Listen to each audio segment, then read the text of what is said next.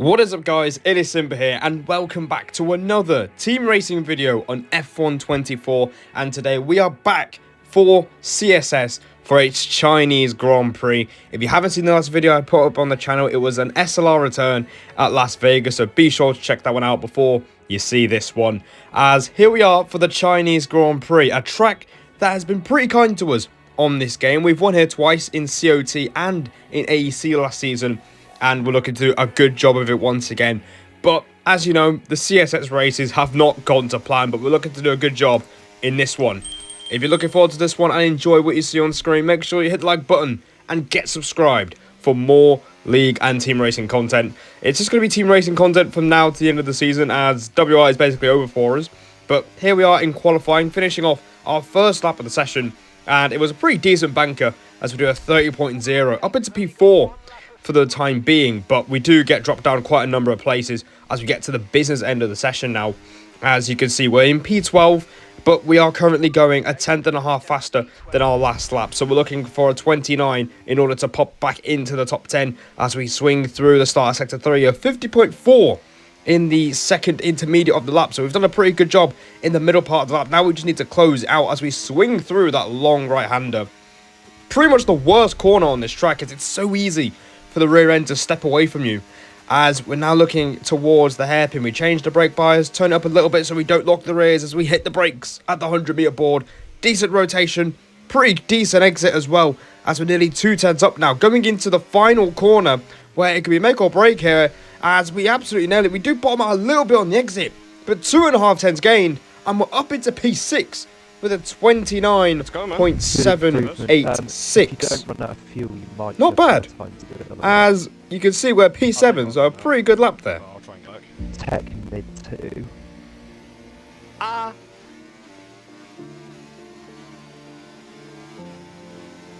What? Nah. Fucking hell, man.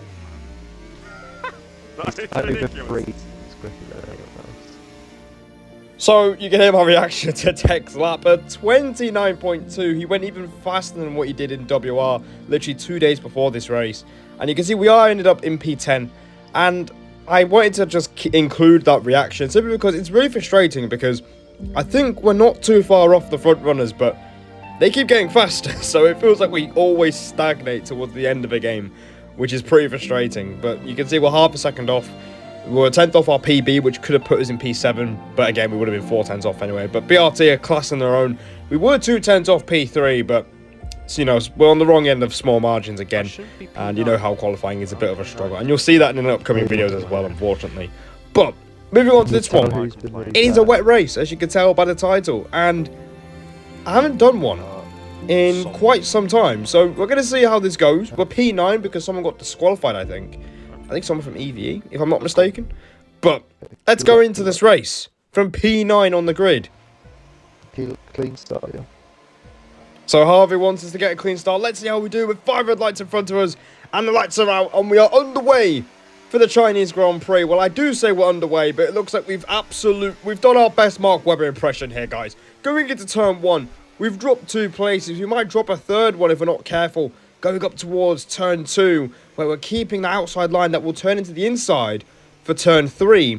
And we're looking to try and reclaim the pace. We've got AMR Carrasco alongside us. We make a little bit of contact with him, but thankfully none of us go spinning off with this contact model being quite dodgy. But we go in towards turn number 6 now, where again, we are still side by side. There's a lot of people clanging wheels together, as we've got the Mercedes of Gavroche going up the inside, but we do get a better run, so we do prevent ourselves from losing 3 places off the starting line. But Carrasco gets ahead, and we're out of the top 10, and you can see the Mercedes of Gavroche. You can see the arrows on the right hand side. He's still keeping it in there. We do make a little bit of contact with him there, as we do just about keep the place. But it's not a great start, but now in the rain you have to rewire your brain from the dry running that I've done in practice mostly. So you probably have to brake quite a way earlier. Got to be more careful on the throttle. Be pretty much more careful with how you use DRS, because obviously you can't use DRS in the wet conditions. Mate, since I turned vibration on, my starts have been absolutely wishy-washy, man. So we're going to have to be So aware of that clever. throughout this race, and you can hear me telling Harvey in the background that my starts have been wishy-washy since I turned the vibration on. Apparently it's supposed to make you faster on a pad if you turn it on, but I'm not exactly feeling that effect in the last few races I've been doing. As you can see, we do give quite a love tap to Carrasco. That opens the door for Gavroche, who squeezes us out quite a bit, and he does make sure we lose 3 places on the opening lap. We're not too happy, as we're going to try and retaliate against him on the main straight, going round the outside in towards turn number 1. He'll have the inside line throughout this long right-hander, and he manages to close out the position and hang on to it. So we have lost 3 places. So Mark Webber would be proud of the start I have made to this Chinese Grand Prix. But obviously my teammate for this race, Rappy, I haven't mentioned yet. He's quite a way down the order. He couldn't quite get qualifying right either. So he's on a recovery path throughout this race. And I think he's made a decent start. But unfortunately, something's about to happen to him as we go through turns 7 and 8. Okay. These people cannot race both the wheel. Did he spin you? Fucks. He just sent me to the grass, man. Okay, clear. Okay. We get close. And unfortunately, Rappy's been involved in an incident at turn 7. He got left absolutely no space whatsoever. And he's right. Most people cannot race wheel to wheel in this tournament. That's why I don't really like racing in it, to be honest. I just can't be bothered with it, really. But we do press on. We are starting to settle into the race and trying to find a rhythm. The pace was feeling pretty decent, and considering we made a makeshift wet setup a few minutes before we got going in this race. We're having a look at Gavroche going into the hairpin. We're going to see if we can try and get a good switch back, but... Oh!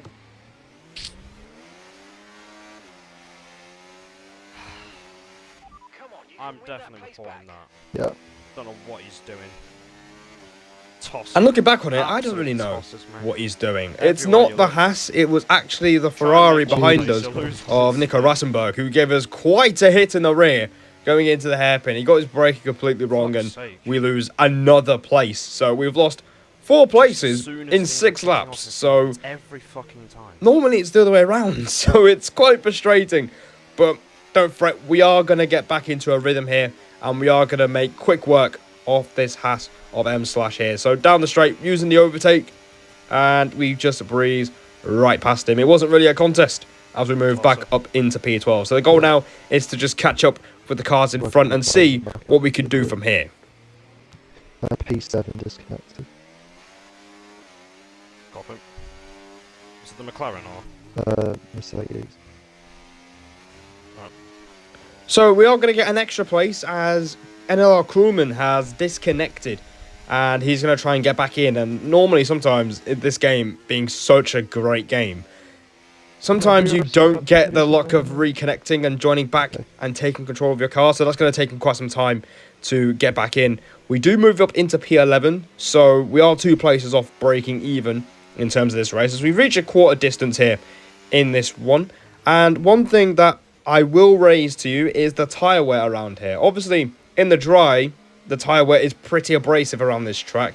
It's not very... You've got to be kind on your tyres around here. As you can see, Gavroche is probably not helping his case as we go through the long right-hander. We're going to see if we can try and pass him, as he did give us a bit of a squeeze on the opening lap. So I do want to try and get some payback on him. But the tyres are something we are considering. It is quite high around here, and the inters are no different as we send it up the inside. Going into the hairpin, there's nearly a bit of contact between Carrasco and OVR Thomas just in front of us. And we don't quite get the traction compared to the RB. And Gavroche is still side by side. He's going to give us another squeeze off the track. This guy doesn't like the idea of leaving space. No. He's getting reported at least once. And you can hear me starting to get a little bit frustrated now, because that's the second time he's basically run us out of road at the final corner. And we did report this, and I can tell you that both incidents were NFA. I love the stewards in CSS, they're fantastic. Definitely know anything about wheel knowledge or racecraft, as we are on lap 10 now, and you can hear quite a lot of comms in the background, I think, as... You know, we are starting to think about strategy, as the tyre was pretty abrasive as we go drifting. Thomas has a right old drift as well. How the fuck is Thomas still facing the right way? He's all over the gaff, mate.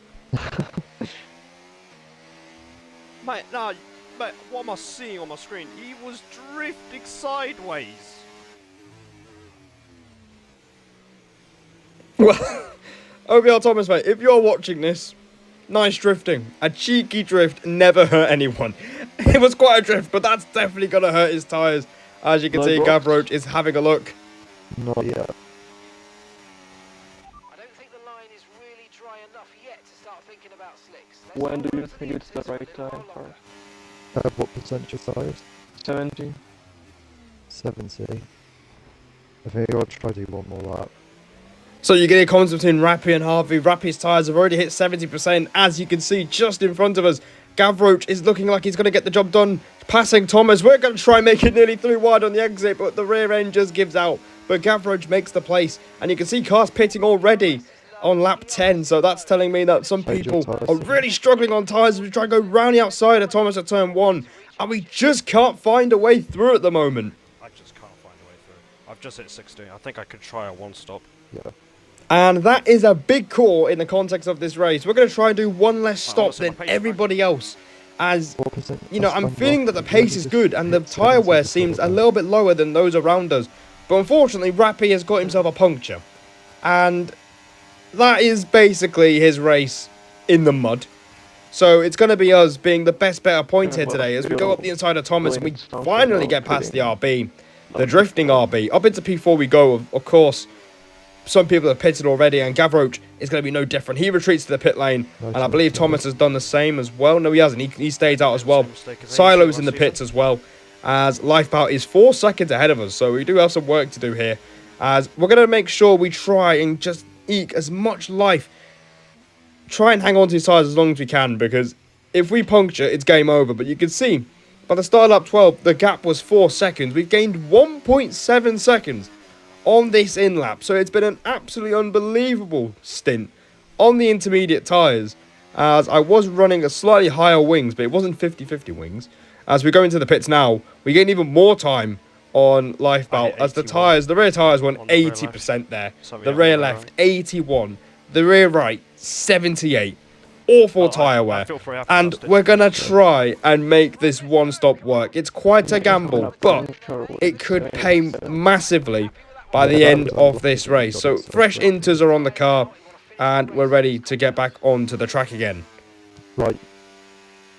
Don't focus on ultimate pace here, so then focus tyre saving.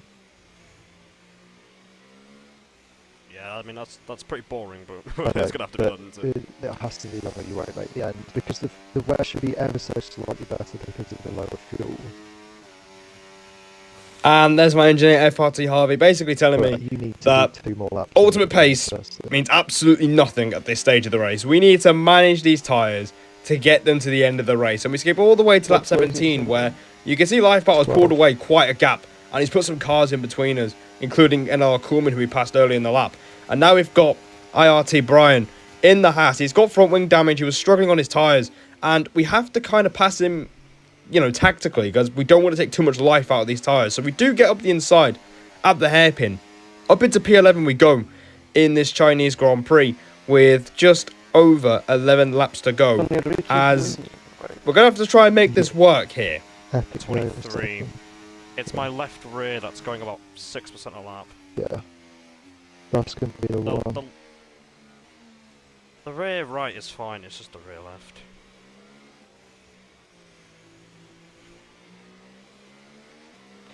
Well, 6% of laps, 90%. And at this rate, it looks like it's going to be very, very close, as the rear left is being a bit of a pain, but Slash is out of the race. No! That is not supposed to happen. Okay, slow down. Your delta's negative, which means you're going too fast. Reduce your pace. Okay. Well, that's destroyed the whole fucking point. That's destroyed the whole point of this strat now. Brilliant. Piss off, safety car. And you can hear my initial reaction. It's a bit of frustration because we were going to gain decent track position as people were just pitting. But if anything, that gets us right back into the race now. And we gained quite a lot on Lifeboat and Gavroche, who were in front of us, as they were least I very have a slow in the second pit chance to lane, as pass they were like pretty much Gavroche having a going. quarrel to themselves So it's alright. as they were going into the pits. But if anything, we don't have to worry about tyre management anymore, and it puts everyone on the same strategy. So, on to another set of intermediates, and we're ahead of Lifeboat too. Up to speed now. Let's get some heat into those tyres. But he's fuming right now. Oh, I'm ahead of Lifeboat. So we're back where we started, but unfortunately my teammate, Rappy, is in Sector 2. He couldn't catch the safety car. The safety car ended a lap early. Get on with it, man. Look at what time you're losing. We've lost a second. Don't know. And he's got absolutely no way back into this race. He's had no luck since lap 2. And it's really, really frustrating because we both had pretty decent pace. But now you can see we're underway again. And we're trying to really get past NLR Gavroche going into turn 1. We tried the over and under through turns 1 and 2. And it just couldn't quite work. And we're going to try again on lap 23, as I was pretty frustrated with his safety car restart. He was basically doing his best Darren impression from Australia back on F1 23. He just fell asleep, but we just can't find a way through again. I really want to pass him, but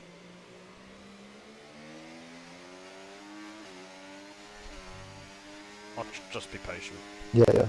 And you can see that we've used a lot of battery in between the laps. So we're going to try and be patient. You know, you saw how we ended up winning a podium in Zandvoort in AEC by just being patient and picking off our moves. But unfortunately, it's not turning into the virtue I was hoping for, as Lifebout sees an opportunity to get back ahead of us after he lost track position in the pit stop phase. And now we're going to go side by side on the exit of the hairpin, nearly banging wheels between the two of us. And we do cut the last corner quite a bit. And we do pick up, I believe that's our second warning for track limits. So we've got to be careful. But you can see, as a result of this, Gavroche and Zidane, sorry, not Danielle. Zidane are pulling away from us now. That's what happens when you try and be patient.